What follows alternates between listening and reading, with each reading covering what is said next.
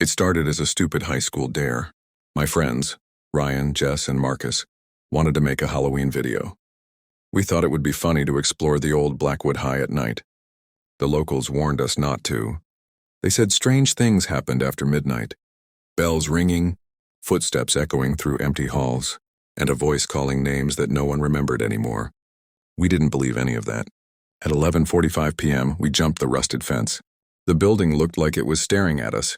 Dark windows like hollow eyes. The air was thick with the smell of burnt wood and something else. Something like old, wet clothes. Marcus was filming everything with his phone flashlight.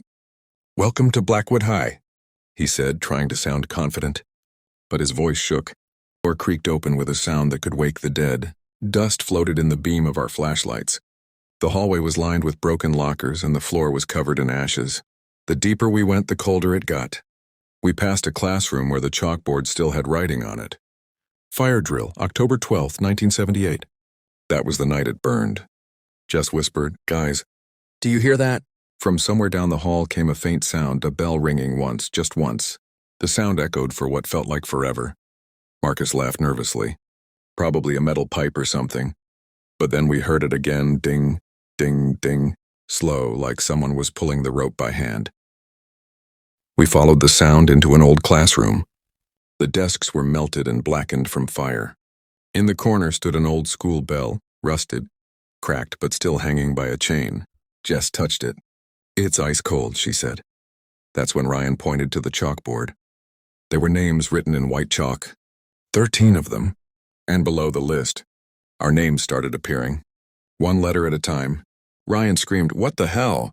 and dropped his flashlight. It flickered, and in that flicker I saw someone standing at the front of the room.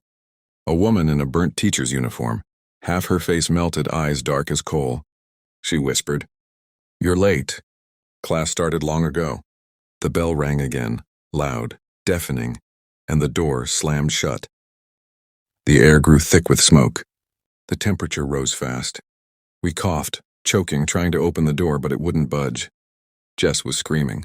Marcus kept recording, yelling for help. Through the smoke, I saw shadows. Kids sitting at their desks. Their faces pale, eyes hollow, skin charred. One by one, they turned to look at us. And in the far corner, the teacher raised her pointer stick and said softly, "Take your seats." Ryan bolted for the window, but it was bricked up. The fire was back, not real fire, but the smell, the heat, the light. I felt my skin burn even though nothing touched me. Then everything went black. I woke up outside, lying in the grass near the gate. It was dawn. Jess was beside me, shaking uncontrollably. Marcus's camera was on the ground, its screen cracked. Ryan was gone. We searched for him for hours.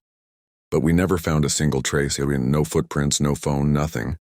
Only his name written in chalk on the classroom wall when the police went in later. The police said we imagined it all. Smoke inhalation, hallucinations, maybe panic. But they couldn't explain how that old bell still rings at midnight every October 12th.